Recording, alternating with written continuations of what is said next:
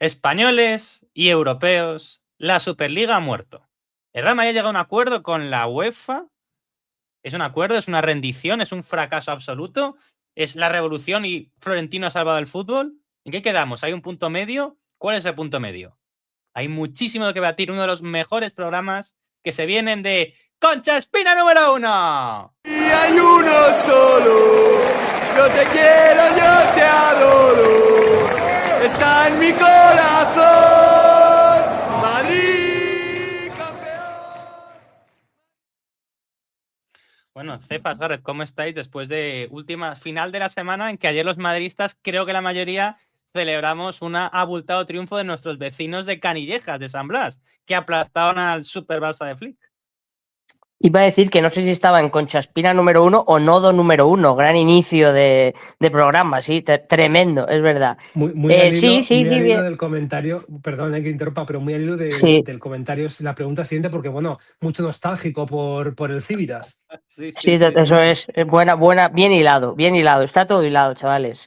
Sí, vi el partido un rato, lo vi ayer, así como el derbi vasco lo vi con menos atención porque estaba viendo el partido París-Real Madrid femenino, de la previa de Champions, o digamos de ese cruce que tienen que hacer previo a los cuartos, y no lo vi con tanta atención, pero creo que el baño de la Real fue tremendo. Ayer sí lo vi, y no Pedri, no Party, aunque para mí es casi más no Pedri, no Rafinha, no Party, porque el líder de ese equipo es Rafinha, lejos de serlo Lamine Yamal, la verdad. Y en cuanto al Madrid, pues ahora comentaremos la truculenta historia de la nunca nacida Superliga, de la nonata Superliga.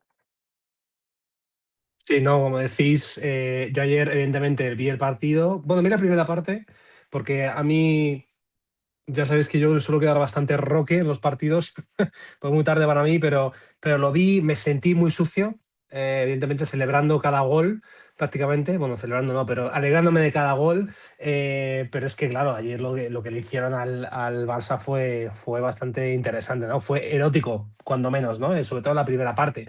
Pero bueno, ya sabemos que el Atlético es el eterno pupas y en la vuelta le pueden cascar 5 y ya está, ¿sabes? Quiero decir que no hay nada seguro, evidentemente. Y del Madrid, pues como decías, Jaime Marcos, creo que esta es la última semana sin partido entre semana. Se hace muy largo el fútbol solo con un partido a la semana, la verdad. En esto jamás lo diré de nuevo porque yo estoy en contra de los calendarios reventados, pero joder, qué rollo no tener ahí un partido entre semana que llevarte a la boca de tu equipo. Sí, la verdad es que, bueno, luego sí podemos hablar del Atleti Barça al final. Yo iba a decir que creo que el Atleti es imposible que pierda un 4-0. Si hubiera sido 4-1, yo con 4-2 daba favorito al Barça. Con 4-2, fijaos lo que os digo, pero con 4-0 me parece que lo tiene muy complicado. Pero bueno, yo creo que lo que más la gente nos va a querer escuchar, más allá de reírnos, o sea, a mí la Atleti Barça me recuerda siempre al meme de los Simpsons, que están cuando se van por ahí en el barco, por ahí en crucero, a ver si puedo compartir el meme, y la pelea de monos, buenísimo, es verdad, sí señor, lo comparto 100%. Creo que voy a poder compartirlo, movidas de estas. Entonces, o sea, en este caso, por fortuna, el Madrid no somos los monos, ¿vale? Somos los que estamos aquí, mira, para que nos... Somos Lenny gritando al público, a los monos enajenados, total y absoluto. O sea, no sale Lenny, es verdad. Un Atleti Fútbol Club Barcelona para mí es esto, viendo como dos monos armados se despellejan, cuanto más sangre mejor. Es como en este partido, ¿con quién irías? Con el meteorito que destruya el encuentro. Y yo me lo paso muy bien. Los Atléticos de Barcelona, reconozco que me siento muy sucio como ese tipo ahí con el puro y las bermudas y los billetes ahí disfrutando del espectáculo grotesco que dan nuestros rivales, el rival local histórico y el rival reciente / ex-partner de la Superliga. Que no me parece casual. Fabricado, ¿no? Porque esto también es un gran tema, ¿no? Pero hay mucha gente que dice que esa rivalidad se fabricó, ¿no? Hace un par de décadas. Sí, a ver, mira, me gusta que hablemos con esto de fondo porque Los Simpsons es la serie probablemente de nuestra vida. La verdad es que, o sea, para el que no conozca un poco la historia, sea más joven o no le guste la historia del fútbol, antes de la llegada de Jesús Gil, el Atlético tenía una liga menos que el Barça. El Barça ha estado muchos años en su historia sin tener ningún tipo de grandeza a nivel competitivo, ha estado décadas sin ganar ligas, el Madrid nunca ha estado más de una década sin ganar una liga. Y es cierto que los barcelonistas hablan de la llegada de Johan Cruyff, los indios hablan de la llegada de Jesús Gil y Gil, los madridistas hablamos de la irrupción de José Luis Enrique Negreira y todo el entramado arbitral, que el Barcelona empieza a ganar ligas como si no hubiera un mañana, incluyendo las que ganó el Barça y Club, pero luego más adelante, y es cierto que luego pues le sale Messi, que es, si no el mejor jugador de la historia del fútbol, uno de los 2 mejores, que resulta que es canterano, que juega allí y que les da muchos éxitos. No tanto a nivel europeo, que bueno, sí que ganan de sus 5 Copas de Europa, 4 son con Messi en el campo, aunque en la primera prácticamente no participa, pero que sobre todo imponen una tiranía en España, te digo, condicionada por el arbitraje, pero que Messi por H por B es una persona que llega a marcar 90 goles en un año natural. Entonces, bueno, ver cómo esta gente se pelea con nuestros vecinos históricos de Atlético de Madrid, que, claro, yo creo que los tiempos han cambiado. Mira, no vamos a hablar de la Superliga, pero me hace mucha gracia hablar de los Atleti Barça. Yo creo que en nuestro colegio, por ejemplo, como es el mismo colegio, y en nuestro entorno, igual en el entorno laboral no, pero cuando te estás creando de joven, tú veías mucha más gente que era del Atleti que del Barça. Entonces, habría gente del Barça, pues porque en nuestro colegio teníamos un compañero que su familia era mallorquina y ellos eran del Barça, ¿no? Puede tener un sentido. Pero la gente de Madrid o del Madrid del Atleti. La gente de Madrid todavía es del Madrid del Atleti. Es muy raro ser del Barça. Igual en otras, si eres extremeño, pues igual eres del Madrid o del Barça. Pero en Madrid la gente es del Madrid del Atleti. Entonces, sí que es nuestro rival. O sea, y a mí me parece bonito tener una rivalidad, aunque sí, que será un poco el hermano tonto, pero que sea un equipo de tu ciudad, más que un equipo que, repito, tú puedes estar años de tu vida sin conocer a alguien del Barça. Igual ahora con tema de la inmigración y demás ya más complicado, pero ¿cómo veis esto? Este Atleti Barça con este maravilloso meme que estoy a punto de que sea la imagen del programa. Ojalá sea, porque creo que es de los mejores capítulos. Hay una escena anterior en ese capítulo que es brutal, pero bueno, es igual. Evidentemente en los últimos años se ha hablado mucho y se ha criticado mucho el tema de que si eres de una ciudad no puedes ser equipo de otra ciudad, o si eres de un pueblo no puedes ser del Madrid porque tienes que ser del Calahorra Fútbol Club, porque si no eres no sé qué.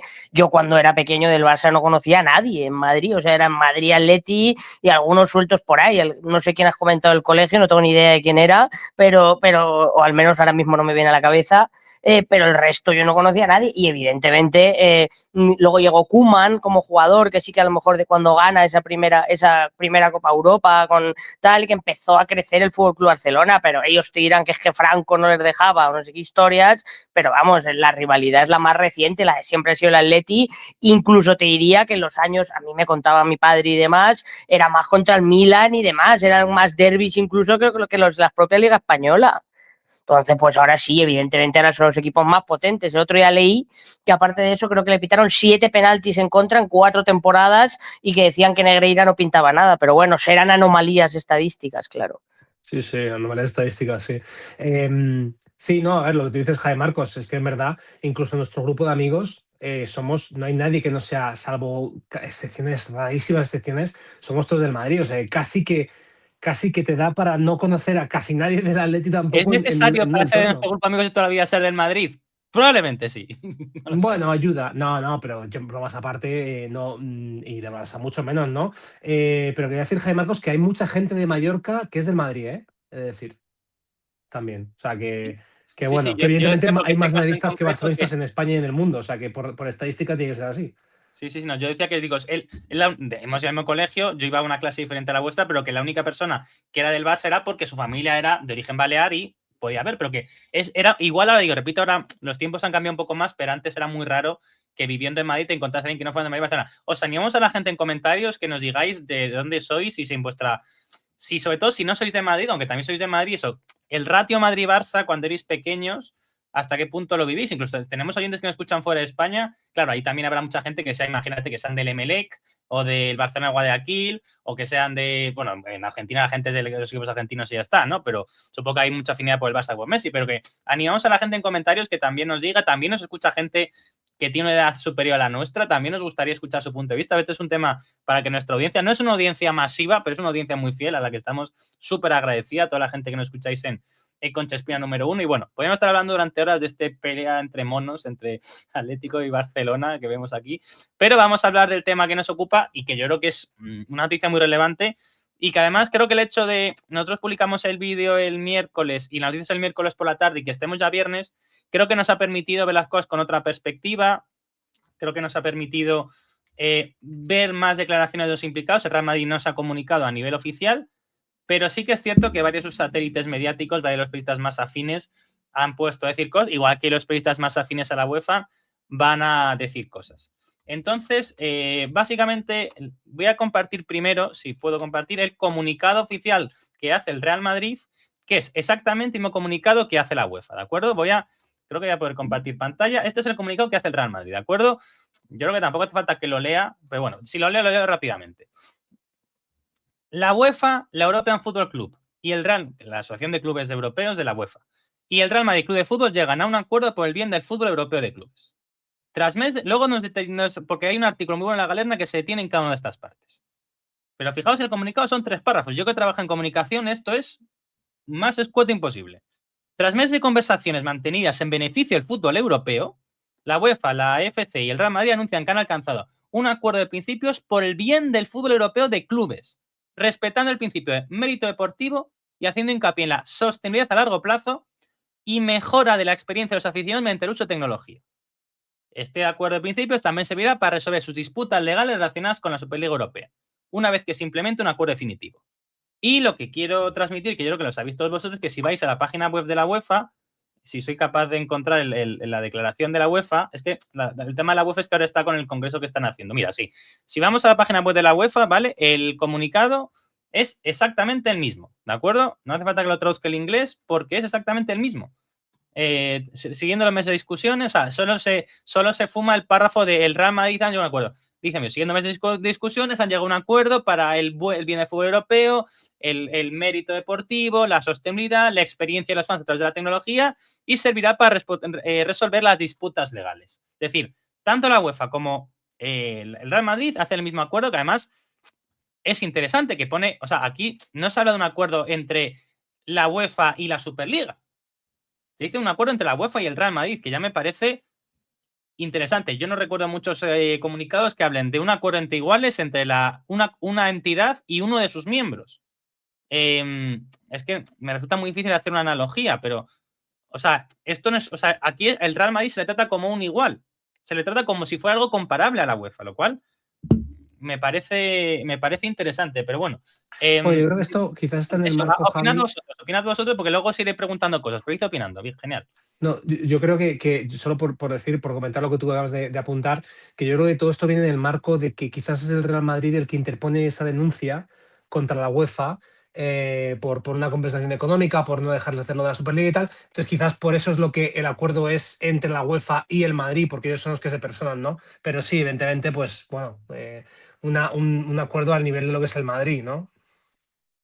Sí, porque si además, por hacer una comparación y para que veáis un poco, el día anterior había sacado un comunicado el Fútbol Club Barcelona sobre que oficialmente se bajaba el proyecto de la Superliga y aquí no hubo comunicado ni hubo nada. Es decir, la negociación seguramente haya sido básicamente entre las 3 partes mencionadas en este comunicado. Hayan sido las principales y vuelvo a entrecomillar negociación porque yo básicamente creo que ha sido el tema de, oye, la demanda puede llegar a buen puerto, vamos a intentar reducir los daños para todas las partes. Es lo que a mí, y señalar con el tema de la comunicación en el Madrid, que vuelve otra vez a ser una de las grandes déficits del Real Madrid en el siglo XXI. O sea, el socio no se entera de nada. Bueno, no nos enteramos de absolutamente nada. Es decir, ese comunicado lo puede sacar perfectamente cualquier institución entre acuerdo con sindicatos y decir, hemos llegado a un acuerdo. Muy bien, ¿de qué? Es que nos van a dar 3 patatas, nos van a dar un olivar en Jaén. Es que no, el acuerdo es...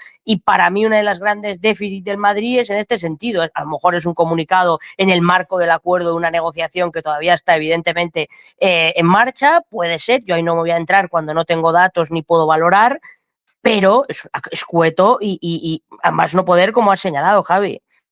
Claro, o sea, aquí no hay nada, es decir, no dice nada absolutamente. A ver, sí dice mucho, pero evidentemente cuando tú lo contextualizas con las informaciones que han salido después sobre qué es lo que se ha acordado, entonces dices, vale, esta parte del párrafo corresponde a este tipo de cosas que se han acordado, esta otra, entonces, pero en sí no dice mucho, ¿no? Lo que dice, y con eso termino, que es lo que se puede leer aquí, es: este acuerdo de principios también servirá para resolver sus disputas legales relacionadas con la Superliga. O sea, totalmente es, oye, te he puesto una denuncia con esto, si lo firmamos, la denuncia desaparece. Y desaparece consecuentemente la Superliga también. Para mí eso es una de las partes críticas, desde luego. Sí, esto no es como la denuncia de Lisa Mouliá a Íñigo Errejón, que es una denuncia que parece que perdura en el tiempo para hilaridad de los que no estamos involucrados en ese proceso judicial, por fortuna para todos. El caso es que vamos a un tema más divertido, bueno, seguramente no más divertido que el de Lisa Mulia contra Íñigo Errejón. Yo quería traer aquí un comunicado que es lo que está diciendo Gareth, que es, bueno, vamos a ver, en este caso de La Galerna, que es un medio, el medio más florentinista que florentino, o sea, esto es, yo comparo Real Madrid Televisión con North Korea TV, pues la pluralidad es semejante. Pues el caso de La Galerna sí que existen luces discrepantes, existe gente que critica al Real Madrid, a ver si es capaz de cargarse esto, pero La Galerna es un medio extremadamente florentinista, ¿de acuerdo? Entonces, el director de La Galerna, que es Jesús Bengoechea, que solamente ha concedido unos premios en su vida a mejor presidente y se lo dio a Florentino Pérez y no volvió a celebrar la gala de mejor presidente, bueno, habla aquí de que, pero me refiero que muy pocas horas después del acuerdo, alguien muy cercano al Real Madrid saca esta noticia, ¿de acuerdo? Y en esta noticia, básicamente lo que va a hacer es desgragar un poco, repito, esto es la visión del Real Madrid. Luego vamos a ponernos más críticos, pero esto es para decir esto es una mierda, que probablemente podemos pensar eso, pero vamos a ver abogados del diablo, vamos a ver qué dice sobre este acuerdo, sobre esta negociación, Claro. gente muy próxima al Real Madrid. Totalmente, y Javi, solo un apunte a lo que acabas de decir. Y redundando lo que ha dicho Cefas de que la comunicación del Madrid es deficiente. Es que si tú solo sacas ese comunicado y luego un día o dos después filtras lo que de verdad se está consiguiendo, lo que propicia es que la gente te reviente en medios o en PR de oye, qué fracaso, ¿no? Que yo entiendo que al Madrid esto se la pele, porque ellos viven en otro mundo, como debe ser, y se la pela lo que diga la gente y ellos van a su bola, para bien o para mal. Pero no sé, es que es un poco tal, pero bueno. La política de comunicación de Madrid es absolutamente nefasta. Maroto, del cual luego mencioné, que es un periodista también hiper mega próxima a Florentino, ha dicho que el Real Madrid de las explicaciones, bueno, en fin, la comunicación de Madrid es nefasta, pero luego, o sea, es un gran tema, pero no es un tema para, o sea, sí, también es un tema de hoy, porque uno de los problemas de la Superliga es lo pésimamente que se ha comunicado del Madrid hacia afuera, pero también el Madrid hacia nosotros que somos los socios y todos los aficionados. Pero bueno, vamos a, como decíamos aquí, en comunicación a veces con muy poco se dice mucho o más que decir se sugerir. O sea, en comunicación hay veces hay que ser muy bikini, hay que sugerir más que mostrar. Entonces, aquí el artículo de La Galerna, que repito, esto es un medio extremadamente florentinista, es un medio que está lejísimo de la neutralidad y es un medio al cual le da alergia criticar a Florentino Pérez o a la gestión del club. Hay artículos críticos contra Florentino y se publican cada X tiempo, pero la línea editorial es profundamente florentinista, diríamos ahora oficialista, ¿de acuerdo? No quiere decir un objetivo más grueso, pero todos nos hacemos a leer. Entonces, bueno, ¿qué dicen los medios oficialistas más cercanos a Florentino sobre este acuerdo? Bueno, dice que, lo que he mencionado antes, que llama la atención que es un acuerdo entre la UEFA y el Real Madrid, lo ha comentado Gareth. El acuerdo es entre UEFA y Real Madrid porque el Real Madrid es quien ha interpuesto una demanda a la UEFA de 3.000 millones de euros, no sé cuántos millones de euros por el tema de la Superliga. Entonces, primera cosa que dice, y que aquí hace hincapié, hace hincapié en que la competición respeta el principio de mérito deportivo y que esto va en la línea de la Superliga actual, pero va contrario a la Superliga original, que hablaba de una liga cerrada o que de los 24 clubes o lo que fueran, eran 20 cerrados, aunque eras el último en la liga, ibas a clasificarte para la Superliga igual, y 4 estarían abiertos a una super mega fase previa que dispara un montón de equipos.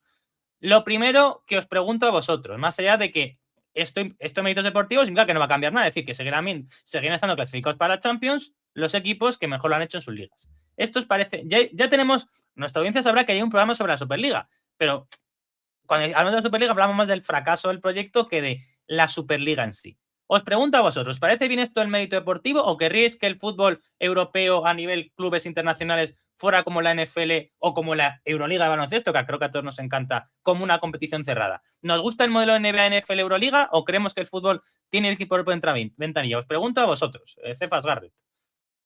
Para mí, mérito deportivo. Y el otro formato, por ejemplo, en la Euroliga, al final, los equipos que están confeccionando la Euroliga y han ido creciendo, creo que desde hace 5 años hay 4 más, creo que han ido subiendo 2 y 2, y hay otros equipos a los que se les ha ofrecido, como el caso Unicaja o Gran Canaria o Tenerife, y, bueno, más Tenerife que Gran Canaria, ya han decidido no entrar por una cuestión meramente económica. Yo creo que en el fútbol no podría ser así, ¿no? Yo creo que al final esa meritocracia para tener a las ligas a tu favor y para que todo eso hubiese hubiese salido, de un primer momento tenías que haber contado con los futbolistas, haber contado con las ligas nacionales, que es donde yo creo que la Superliga pinchó, ¿no? Creo que ese inicio fue, no sé por qué, los acontecimientos digamos que empezaron antes de lo previsto o se desencadenaron, no sé cuál es el motivo, y para mí el fútbol, la meritocracia de las ligas nacionales y la importancia de las ligas nacionales en cada uno de los países hace que esto sea prácticamente obligatorio. A mí, evidentemente, el Big Six de Inglaterra ahora mismo, el Tottenham sigue en Champions y es un equipo que el año pasado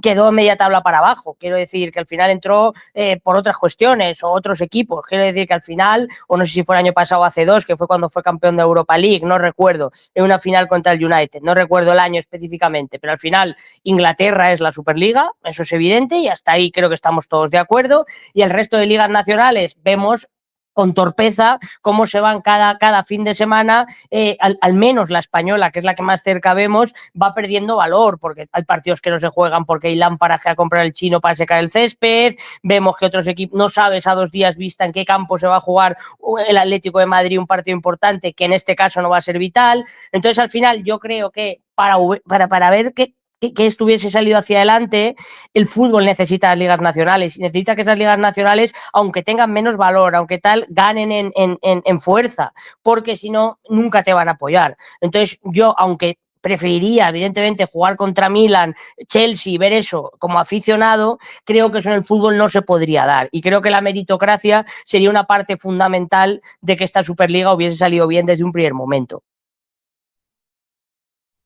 Sí, a ver, yo creo que hay un tema fundamental ahí y es que en el fondo, a nivel europeo y a nivel mundial, pero sobre todo europeo, ha habido épocas, ha habido periodos. O sea, el Real Madrid, que ha sido importante prácticamente en todas las décadas desde que existe el fútbol, salvo quizás en la época del, yo qué sé, el Madrid de los Garcías o de la Quinta del Buitre, que no ganó ninguna Champions, pero generalmente el Madrid siempre ha estado ahí, ¿no? Pero aparte del Madrid, hay equipos que van arriba y van abajo, ¿no? Pues hay épocas en las cuales el Milan ha sido muy grande, ahora está de capa caída, el City no ha sido nadie, ahora está arriba, estará abajo en algún momento y podemos nombrar 1000 ejemplos.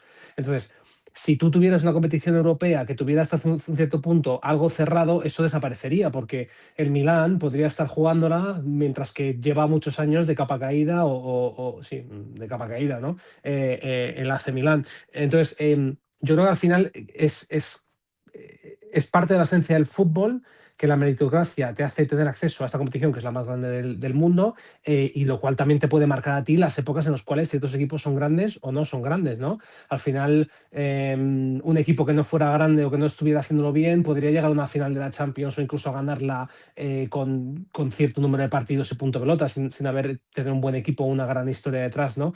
Entonces, bueno, yo creo que sí, claro, me encantaría que el Manchester United estuviera metido porque seguramente los partidos tendrían una visibilidad y una manera y se viviría de una manera muy, muy, muy buena, ¿no? Pero también es cierto que si el Manchester United lleva metido en un pozo durante 15 años, también es porque no ha sido capaz de estar en una competición europea que le diera unos ingresos, una visibilidad, una capacidad de ganar, que si no, tendría de otra manera, ¿no? Y eso viene a raíz de su desempeño en la liga. Entonces, para mí, simplemente porque es una cosa totalmente, para mí, engranada en la historia del fútbol, debería ser meritocrático. A ver, yo en un mundo ideal me gustaría que tener una liga como la NFL, que me encanta, me chifla, me vuelve loco, en Europa, con los mejores clubes deportivos. Lo que pasa es que ese mundo no existe, porque la NFL funciona en Estados Unidos con un sistema de college, de jugadores universitarios que se forman, de ahí pasan un draft y con unos topes salariales.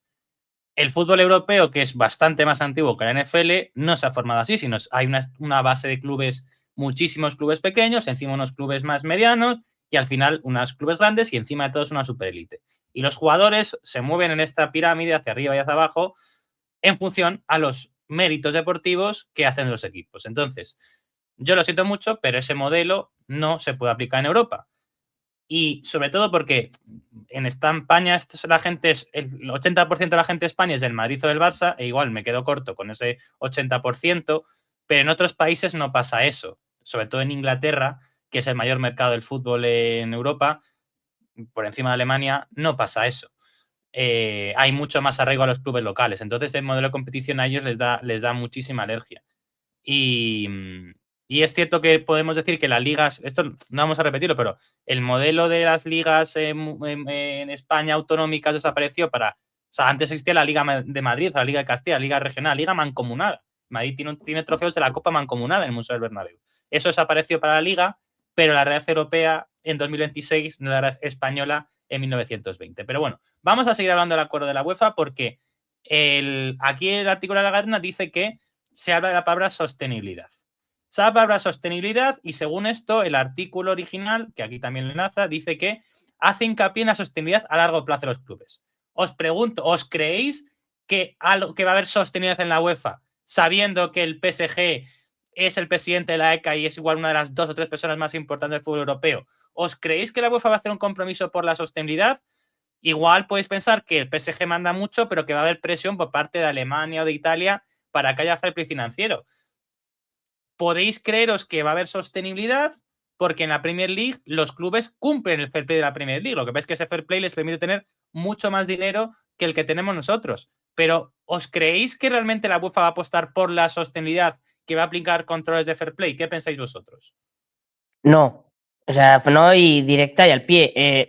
Lleva años sin hacer absolutamente nada hasta que no se le presiona y se le pone al límite porque no lo necesita. Es que no lo necesita. Tiene en su lado el gran capital. Entonces, por mucho que presione Alemania, bueno, Alemania, que al final el que presiona es el Bayern, porque el resto de equipos tienen la mitad de peso. Quizá el Dortmund un poco más, pero el resto no tienen mucho peso en el panorama internacional futbolístico.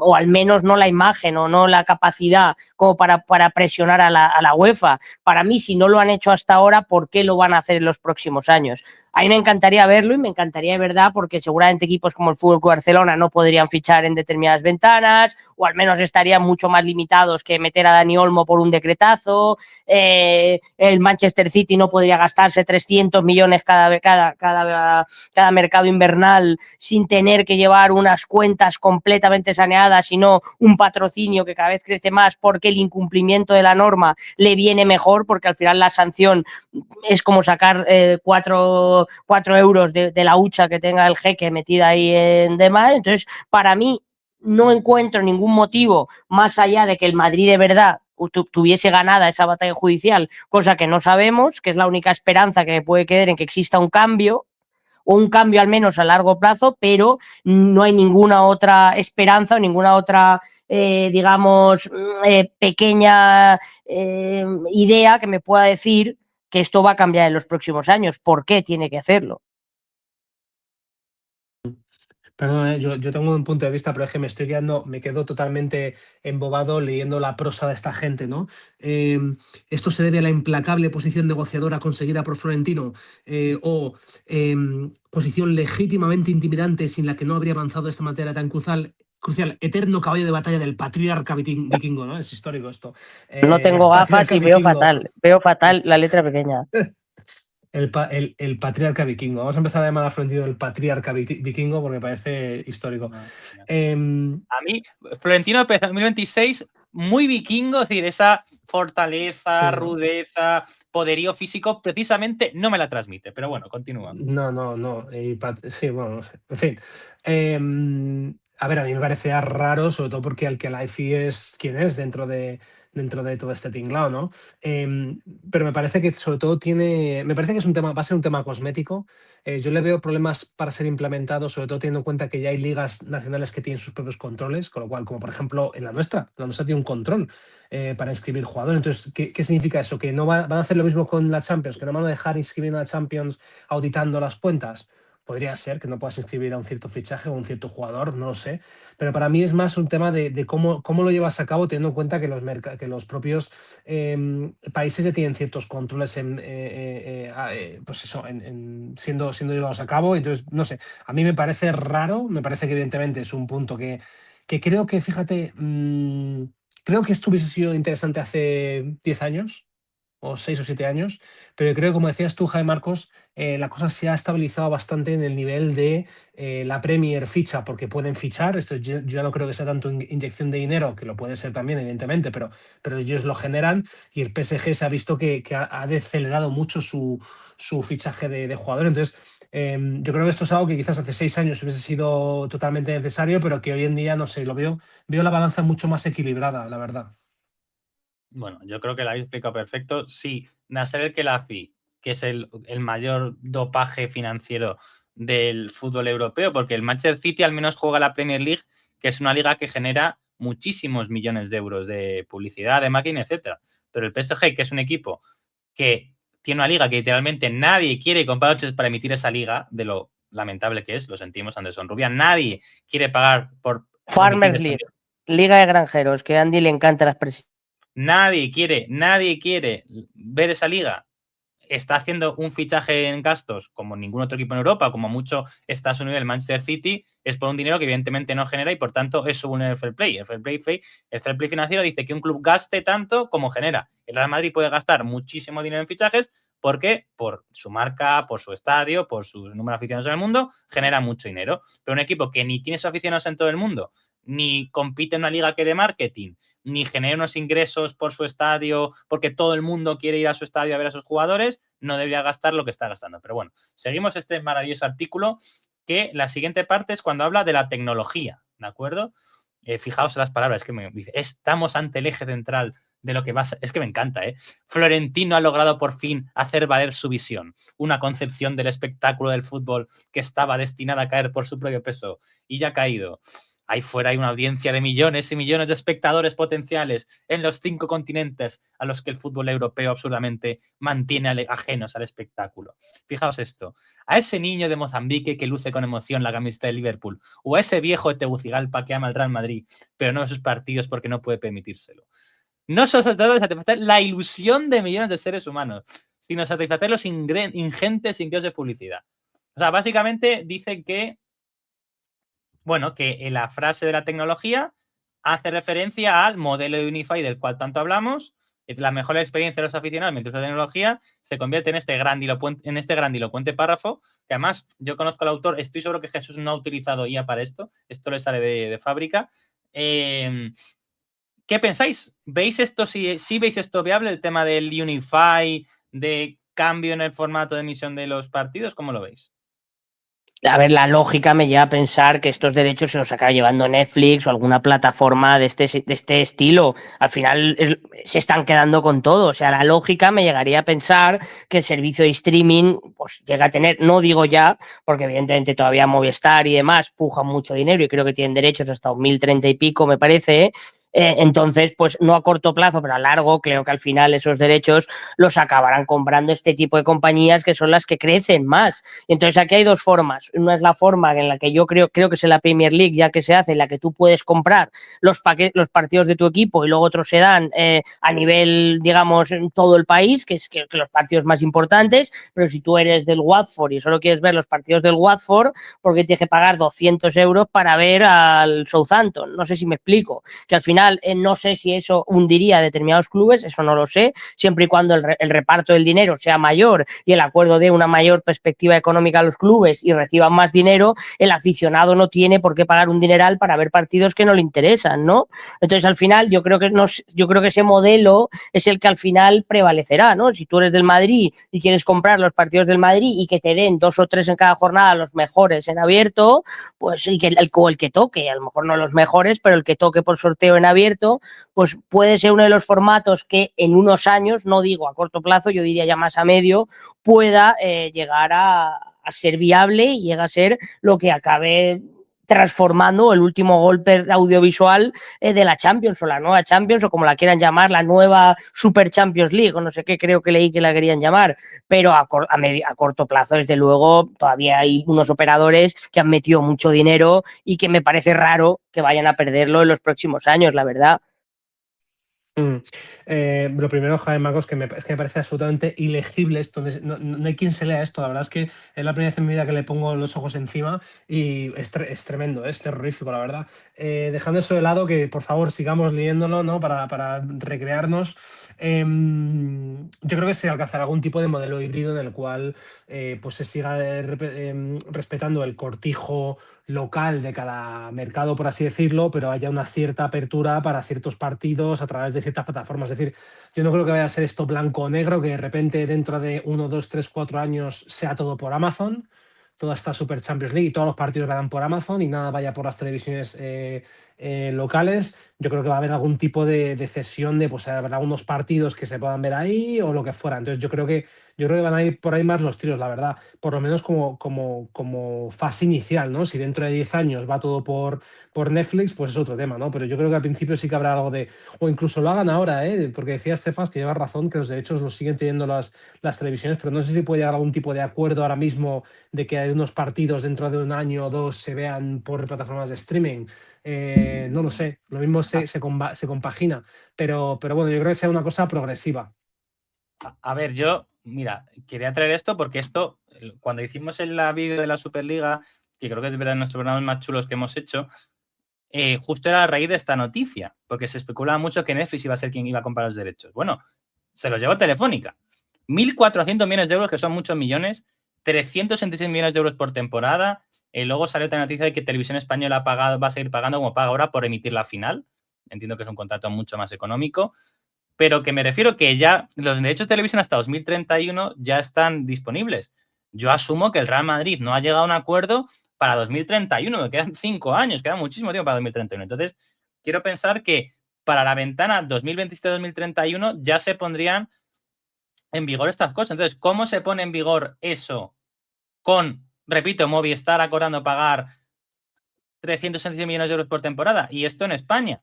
Sky Sports en Reino Unido, o Sky en Italia, o quien demonios sea, o Canal Plus que sigue existiendo en Francia, quien sea, habrá pagado muchísimo dinero. Garrett, en Alemania, ¿quién emite la Champions, por ejemplo? ¿O lo emite en varias plataformas?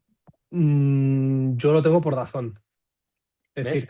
decir, tanto la Champions como la Liga, lo tengo en la Liga Española, lo veo por DAZN.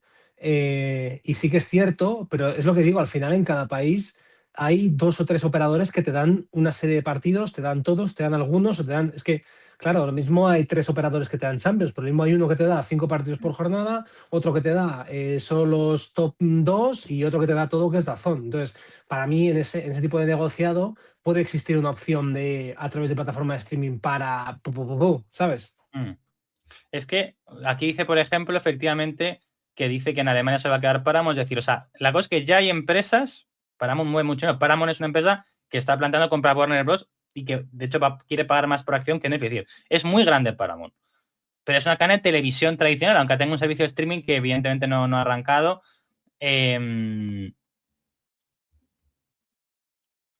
A mí me cuesta creer que si estos operadores han pagado muchísimo dinero, vayan a revenderlo a Amazon Disney tan alegremente, porque ellos saben, Paramount sabe que Netflix literalmente es un enemigo, literalmente está compitiendo por Netflix a ver quién se queda con Warner Bros., que es un gigante de la industria. Es decir, Movistar Plus tendrá un partnership con Netflix, pero Movistar Plus sabe que pierde muchos espectadores porque gente que antes pagaba Movistar Plus dice, pues no necesito Movistar Plus ver todas esas cosas, me vale con lo que hay en Netflix.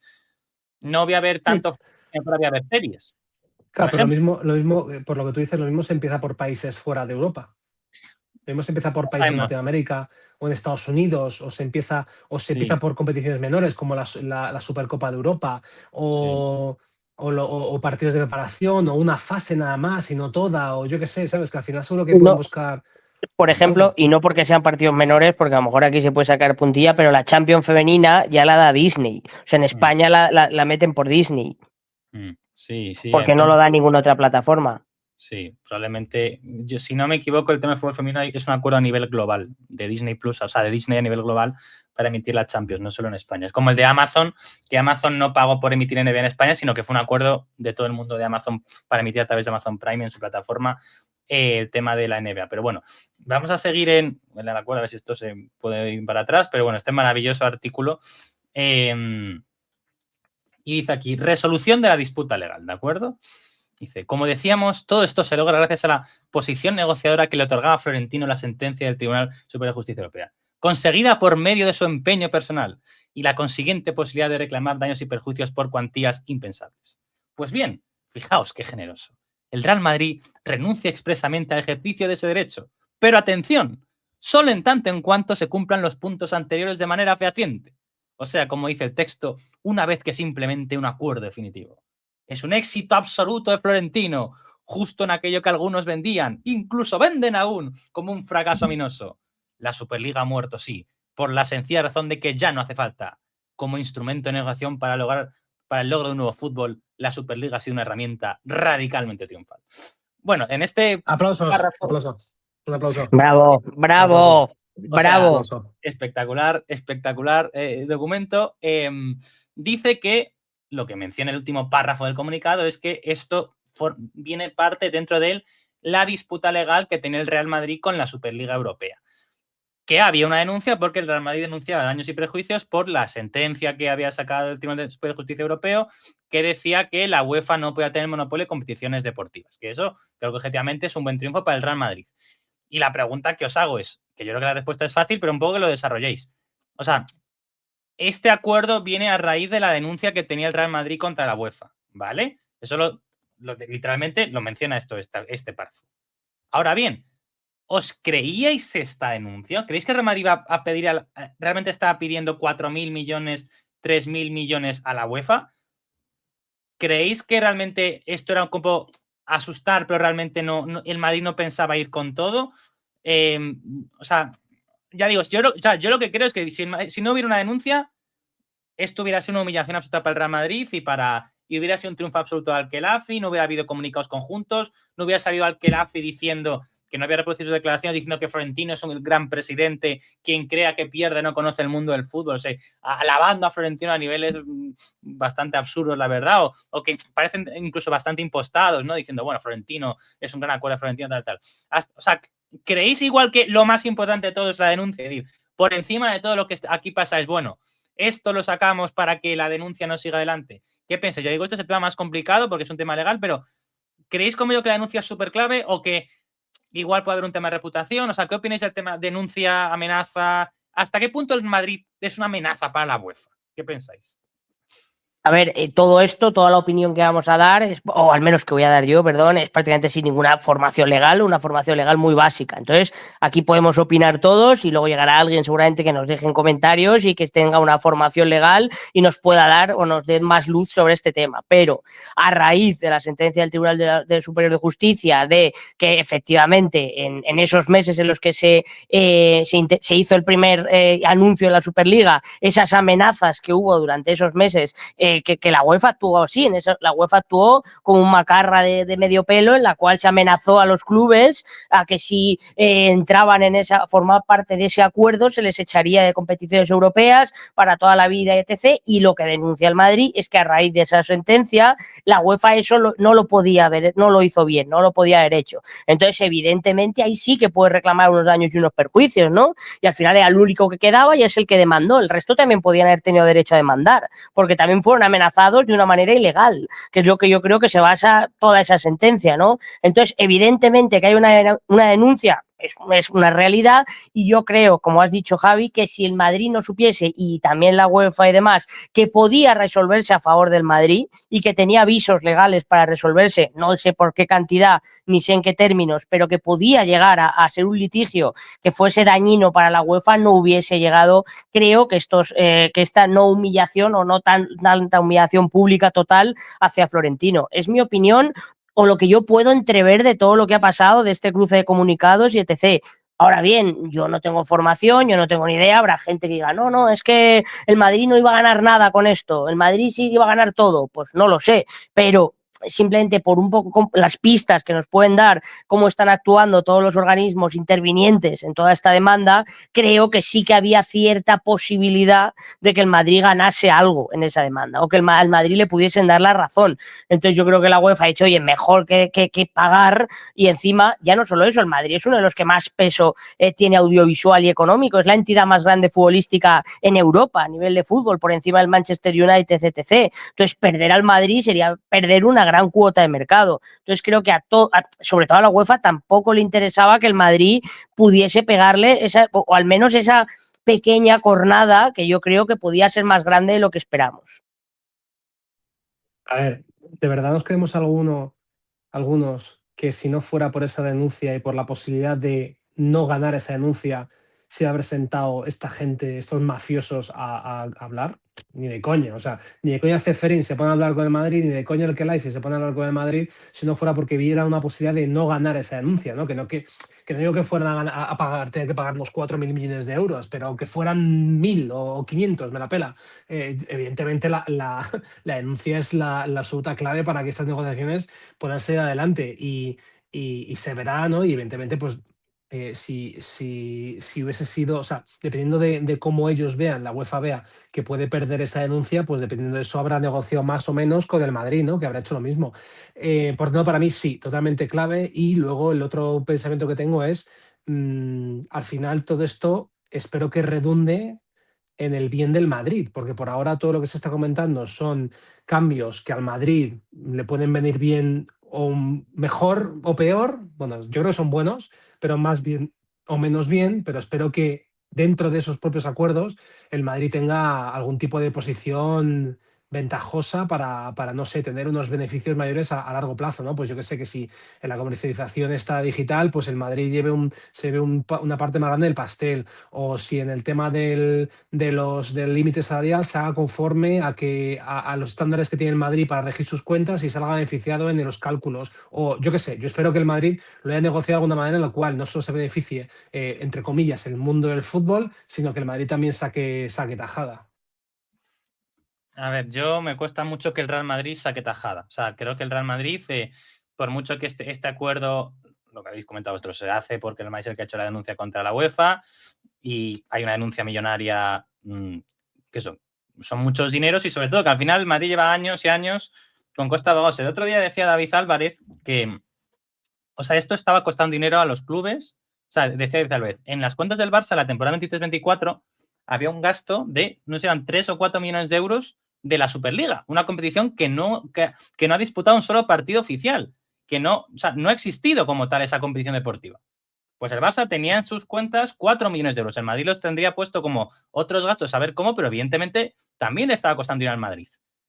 Si al Madrid y al Barça están contando 4 millones de euros, a la UEFA le tenía que estar contando algo, dinero, este litigio legal de pagar abogados, los mejores abogados de especialistas en derecho deportivo del mundo, a pleitos, que si esto es legal, que si recurso al Tribunal Supremo, que si yo voy a la instancia de no sé cuál, que si recurso contencioso administrativo, lo que sea.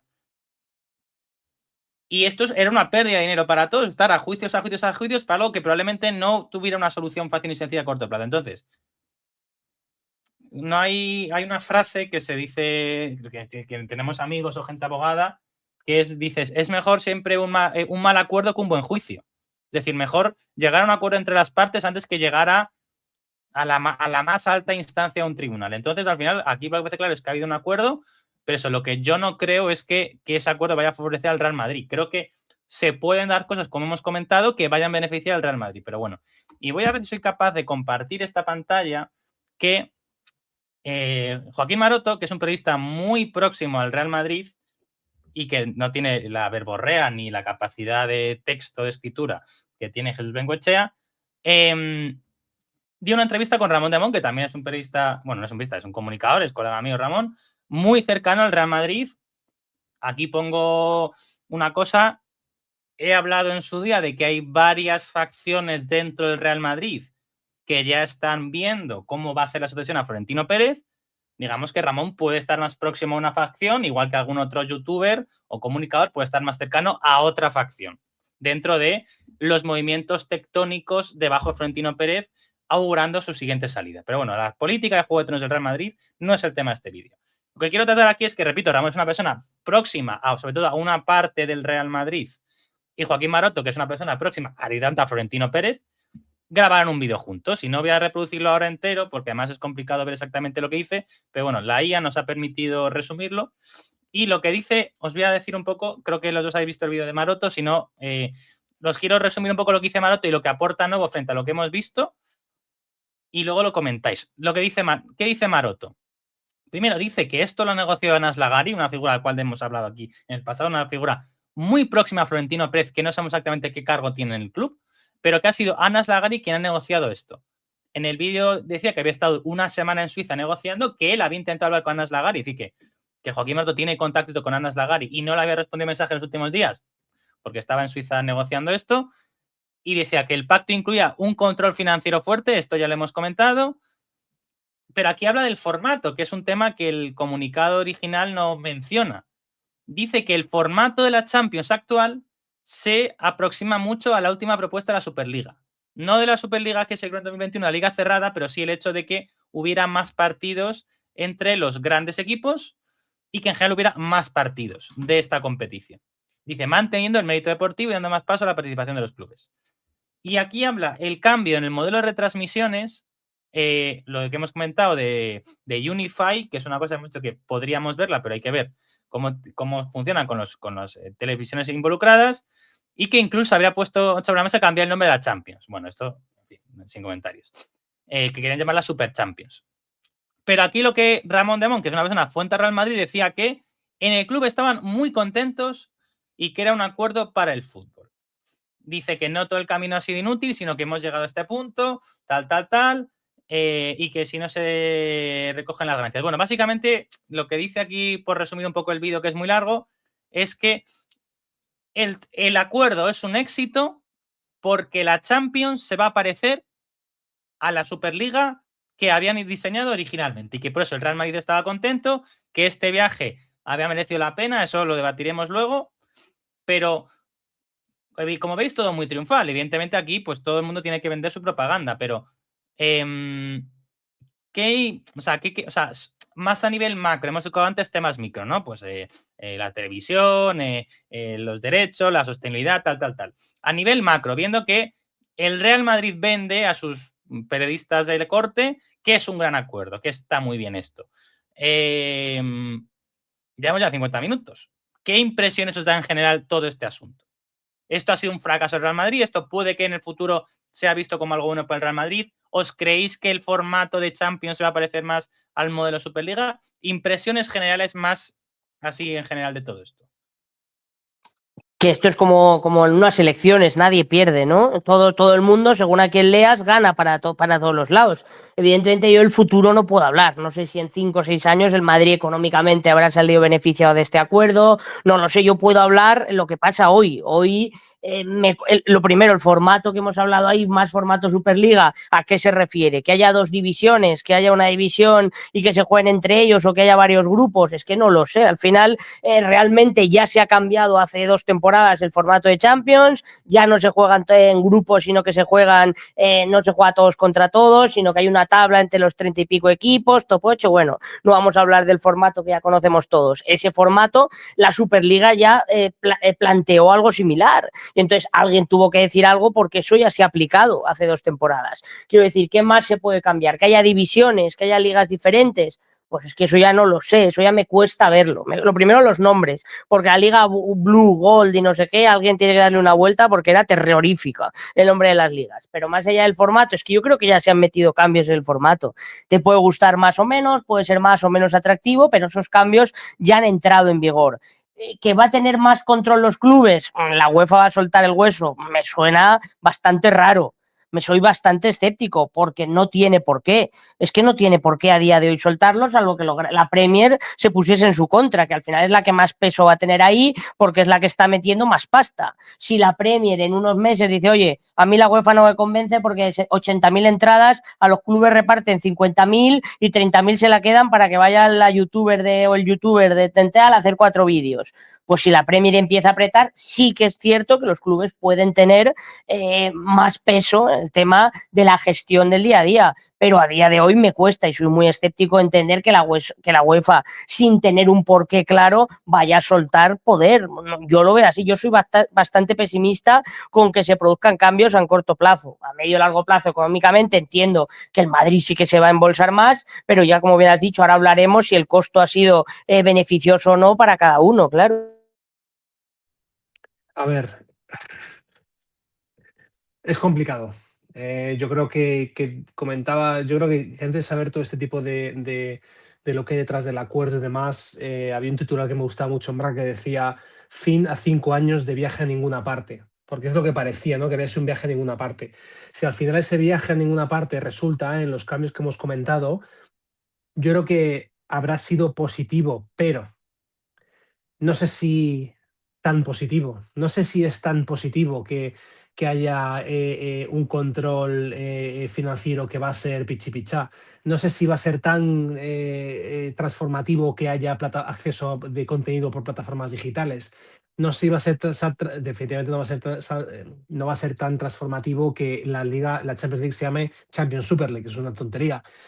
O sea, es decir, no sé hasta qué punto los cambios que se comentan que se van a introducir justifican los 5 años de esta historia, la verdad. Y no sé si son cambios que se podrían haber conseguido de otra manera o que simplemente pues, se podrían conseguir porque el mercado lo lleva hacia ese lado, ¿no? Yo creo que, por ejemplo, el tema de la comercialización de los derechos y del tema de la retransmisión digital, eso es algo que simplemente el negocio, el business, te puede haber llevado por ese camino sin tú tener que provocarlo, ¿no? Entonces, como suele decir, no sé si para este viaje hacían falta estas alforjas.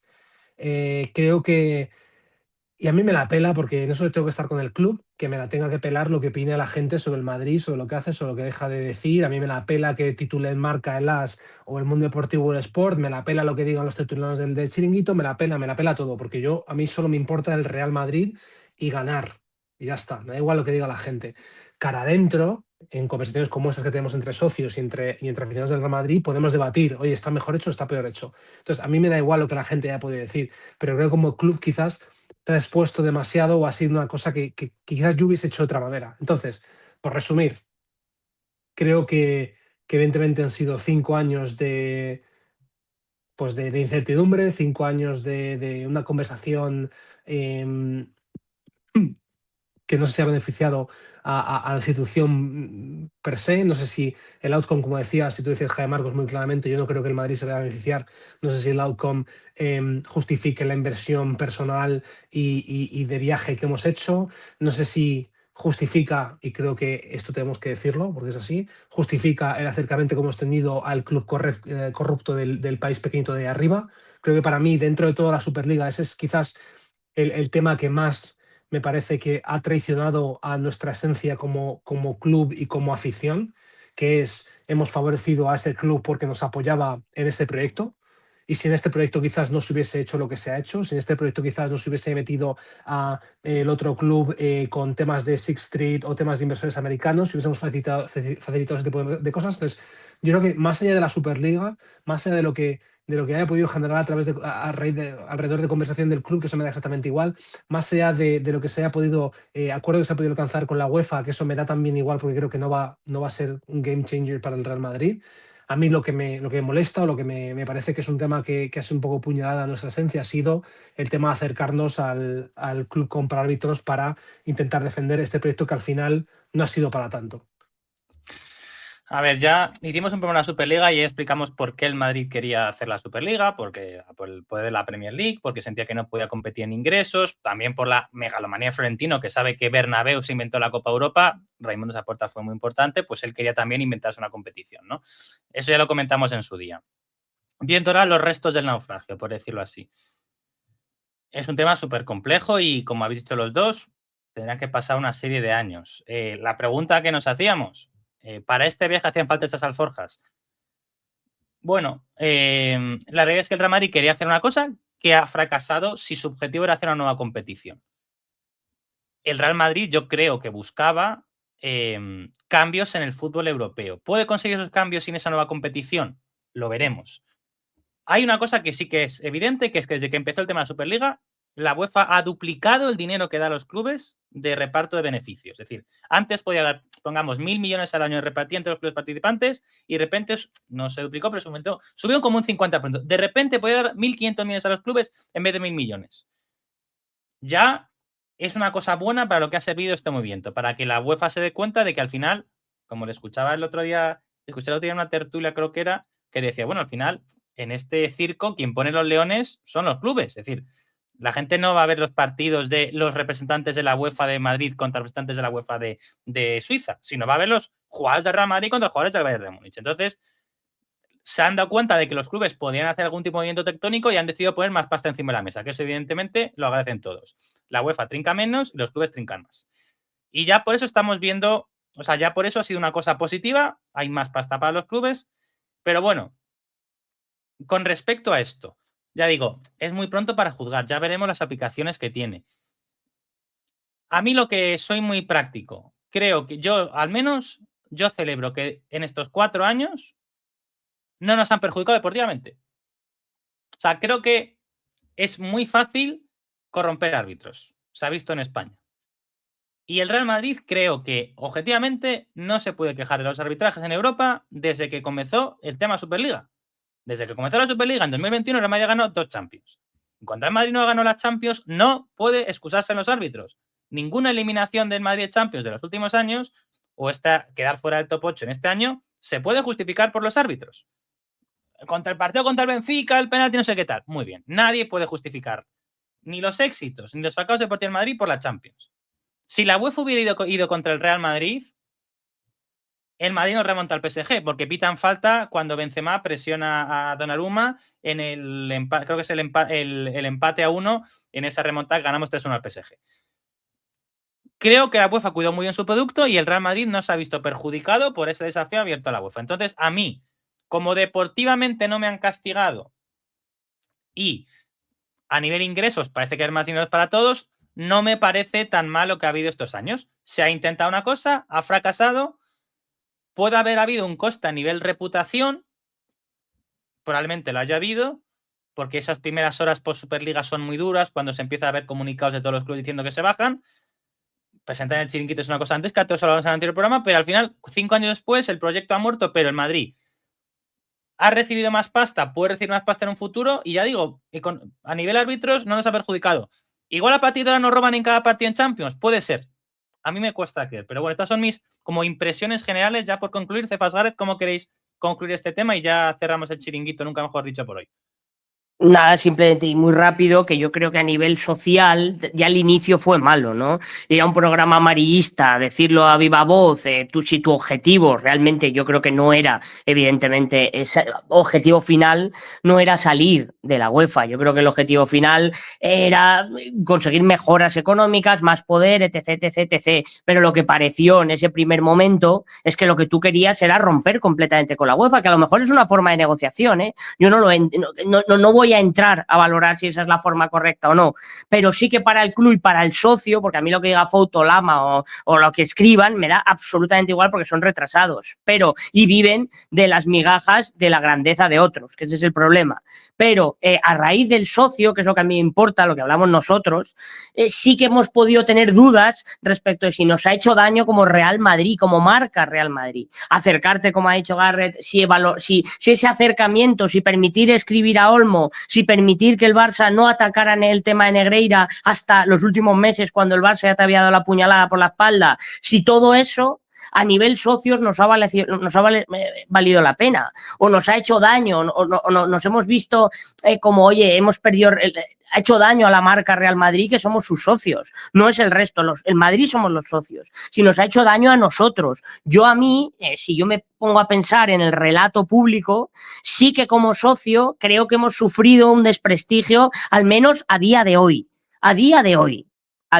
que dentro de 4 años a lo mejor me como estas palabras, me las comeré con un gusto tremendo, pero a día de hoy creo que hemos tenido un cierto desprestigio. Como decía ayer de Llano, es ver si has perdido 4-0 o 4-3 hoy, y no es lo mismo perder 4-0 que perder 4-3. Y entonces, para mí a día de hoy, todo como ha dicho la expresión, que creo que está muy bien usada Gareth, creo que el coste de oportunidad durante estos meses ha sido para mí alto, para nosotros como socios. O a lo mejor no tan alto, pero que el beneficio tiene que ser muy alto para compensarlo. Yo lo voy a dejar muy resumido. Tanta paz lleve como paz deja. Me encantará dejar de oír hablar de la Superliga, me encantará dejar de hablar sobre la Superliga y esperemos que los cambios que se implementen sean positivos para el Real Madrid y ya está. Y que esa sociedad tóxica y venenosa con el equipo más corrupto de la historia del fútbol termine. Creo que lo habéis dicho a la perfección. Y recordad, si el Real Madrid es el club más grande de la historia del fútbol, no es porque haya ganado muchas Superligas, sino porque ha ganado 15 Copas Europa, que se dice pronto. Nos despedimos con esto. ¡A la Madrid, hombre! ¡A la Madrid! ¡A la Madrid! A la Madrid, a la Madrid.